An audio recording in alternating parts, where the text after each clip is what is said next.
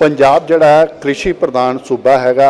ਇੱਥੇ ਸਭ ਤੋਂ ਵੱਧ ਜਿਹੜੀ ਫਸਲ ਹੈ ਉਹ ਲਿੱਤੀ ਜਾਂਦੀ ਹੈ। ਕਣਕ ਅਤੇ ਚਾਵਲ ਦੇ ਮਾਮਲੇ 'ਚ ਜਾਂ ਧਾਨ ਦੇ ਮਾਮਲੇ 'ਚ ਪੰਜਾਬ ਇੱਕ ਅਜਿਹਾ ਸੂਬਾ ਹੈਗਾ ਜਿਹੜੇ ਪੂਰੇ ਦੇਸ਼ 'ਚ ਬਲਕਿ ਬਾਹਰ ਵੀ ਐਕਸਪੋਰਟ ਹੁੰਦਾ ਹੈ ਇੱਥੇ ਦਾ ਚਾਵਲ ਤੇ गेहूं। पर मैं ਤੁਹਾਨੂੰ ਦੱਸਦਾ ਇਸ ਮਾਮਲੇ 'ਚ ਅਸੀਂ ਬਹੁਤ ਜ਼ਿਆਦਾ ਕੈਮੀਕਲ ਜਿਹੜਾ ਹੈ ਯੂਜ਼ ਕਰ ਰਹੇ ਹਾਂ। ਸਾਡੇ ਨਾਲ agro chemical federation of India ਦੇ ਡਾਇਰੈਕਟਰ ਜਨਰਲ ਹੈ ਡਾਕਟਰ ਕਲਿਆਣ ਗੋਸਵਾਮੀ ਜੀ।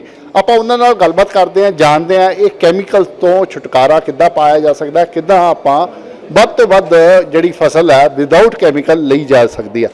डॉक्टर साहब पहला तो दैनिक सवेरा पे आपका स्वागत है। नमस्कार डॉक्टर साहब, पंजाब में बहुत ज़्यादा फसल होती है, चाहे धान हो चाहे कनक हो, अदर्स भी है, लेकिन हम केमिकल इतना ज़्यादा यूज़ कर रहे हैं जिस करके बीमारियां भी पंजाब में सबसे ज़्यादा आ रही हैं। इस समय कैंसर जो है मैं कहता हूँ हर एक घर में पहुँच चुका है, इतना बुरा हाल हो गया है। ये मैं मानता नहीं हूँ। क्यों नहीं मानता? जो मिनिस्ट्री ऑफ हेल्थ उनका आप जो वो इन्फॉर्मेशन देते हैं, डेटा देते हैं, आप देखेंगे कि नॉर्थ ईस्ट में कैंसर ज़्यादा है। ओके, ठीक है ना।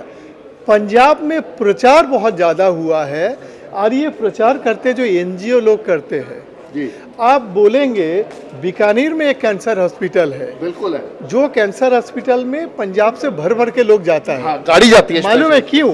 इसलिए बीकानेर का जो हॉस्पिटल है वो मारवाड़ी लोग चलाते हैं, वो फ्री हॉस्पिटल है। बिल्कुल ठीक तो है। इसलिए इधर से सब उठ के जाता है। इसका ये मतलब नहीं है कि पंजाब में जो है हर घर पे कैंसर है। आप ये तो मानते हैं भी पंजाब में केमिकल जो है काफ़ी यूज़ हो रहा है फसलों पे? हाँ, क्या है कि पंजाब, हरियाणा, पश्चिमी उत्तर प्रदेश में जो हरित क्रांति के लिए जो एक्शन लिया गया था 1965 से लेकर 1968 तक, तो वो जो आदत है वो गया नहीं। सेकेंडली क्या हुआ है, जो जमीन है हमने इतना इतना इस्तेमाल किया है, ये जो यूरिया हो, डीएपी हो, जमीन का देखिए, जमीन का भी एक क्वालिटी होता है, वो ख़त्म हो गया। हाँ। ठीक है ना। जमीन में, मिट्टी में वो जान नहीं है। नहीं, क्वालिटी भी खत्म हो गया, हमारा जमीन के नीचे जो पानी है वो भी दूषित हो गया, उसमें भी केमिकल पहुंच गया। हमने केमिकल इतना ज़्यादा यूज़ किया कि उसमें भी केमिकल पहुंच गया। उसमें केमिकल पहुंच गया, ये भी मैं मानता हूँ। लेकिन एक चीज़ मैं आपको बता रहा हूँ कि मैं भी खुद साइंटिस्ट हूँ। देखिए, जो मच्छी है, बिल्कुल जो मच्छी है, मच्छी के लिए पंजाब, तेलंगाना, महाराष्ट्र, ये तीनों जगह से मच्छी पूरे देश में जाता है। ठीक है। तालाब का जो मच्छी है जी, जिसको स्वीट वाटर मच्छी बोलते हैं। आपको मालूम है कि अगर ज़्यादा पेस्टिसाइड होता जी ग्राउंड वाटर में तो जो मच्छी है हाँ, वो तो जिंदा ही नहीं रह पाता। ठीक तो है। वो भी जो है उसमें भी मुझे लगता है कि एनजीओ लोगों का खेल है। वो इतना नहीं है जितना जितना हम बोलते हैं। नहीं तो पंजाब में, महाराष्ट्र में, तेलंगाना में, आंध्र प्रदेश में, तमिलनाडु में सबसे ज़्यादा फर्टिलाइज़र और पेस्टिसाइड का इस्तेमाल होती है। पंजाब है उसमें, पंजाब है जी। लेकिन पानी में इतना पेस्टिसाइड नहीं है, इतना फर्टिलाइज़र नहीं है, नहीं तो ये जो मच्छी पालन है ये हो ही नहीं पाता। अच्छा डॉक्टर साहब, आपके हिसाब से पंजाब का किसान परसेंटेज के हिसाब से कितना केमिकल यूज़ करता है और देश में किस पोजीशन पर है? मुझे तो लगता है, देखिए, महाराष्ट्र, तेलंगाना, आंध्र प्रदेश, पंजाब एक ही लेवल पे है जी, एक ही लेवल पे है। ठीक है ना। हाँ, उनका पिक्चर अलग है इसलिए कि आंध्रा तेलंगाना का, ठीक है ना, और आपका अलग है, आपके इधर गेहूँ, उसके बाद जो है धान, ये सब होता है। ठीक है। आप पंजाब का जो किसान है जो केमिकल यूज़ कर रहा है उसको किस तरह आप जस्टिफाई करते हैं? क्या आप मानते हैं भी ये जस्टिफाइड है, या आप मानते हैं कि ज़रूरत से ज़्यादा पंजाब का किसान जो है केमिकल यूज़ कर रहा है? देखिए, ये आदत की बात है जी, ये हम लोगों का आदत लग गया है। जैसे मैंने कहा, मैं खुद गांव से आता हूँ। जी, मेरा जो, हमारे पास बहुत सारी ज़मीन अभी भी है। जी। मेरा दादाजी जो करता था, मेरा बाप जो करते थे, चाचा जो करता था, भाई लोग भी वही करता है। मेरे दो भाई अभी भी गांव में है, वही करता है। तो ये आदत लगा हुआ है। ठीक है, आदत लगा हुआ है। उसका एक ही समाधान है, उसको थोड़ा समझाया जाए जी, कि कब इस्तेमाल करना है, कब नहीं इस्तेमाल करना है, कितना डोज में इस्तेमाल करना है। ठीक है, नया टेक्नोलॉजी आ गया, वो टेक्नोलॉजी का इस्तेमाल करें। तो वही एक रास्ता है जहाँ से ये छुटकारा मिल सकता है। आजकल तो एक बड़ी डॉक्टर साहब प्रॉब्लम जो है चल पड़ी है, नकली केमिकल्स।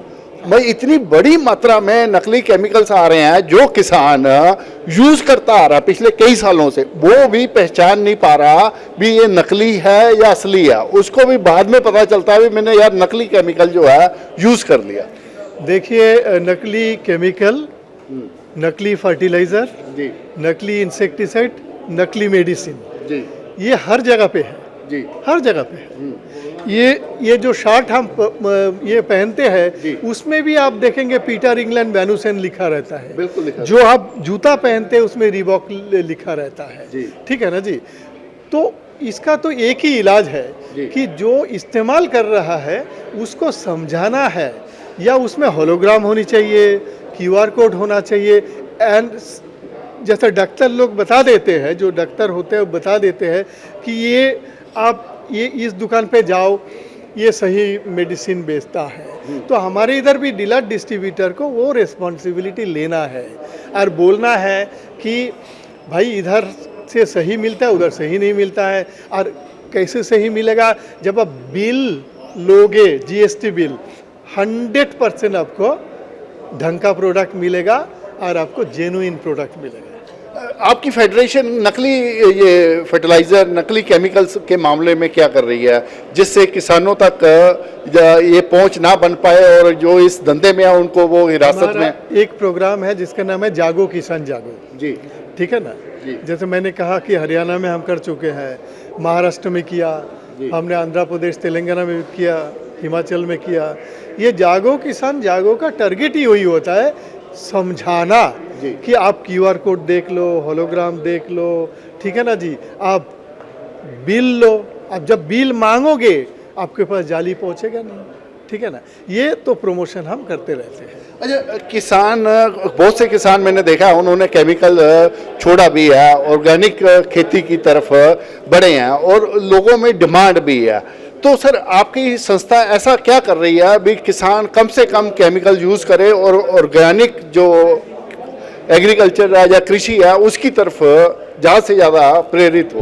तो मैं तो पहले ही कहा कि हम लोग चाहते हैं कि उसका सही इस्तेमाल हो, जुडिशस जी जी जुडिशस अगर वो यूज़ करेगा, सही इस्तेमाल करेगा तो फिर वो कम हो जाएगा।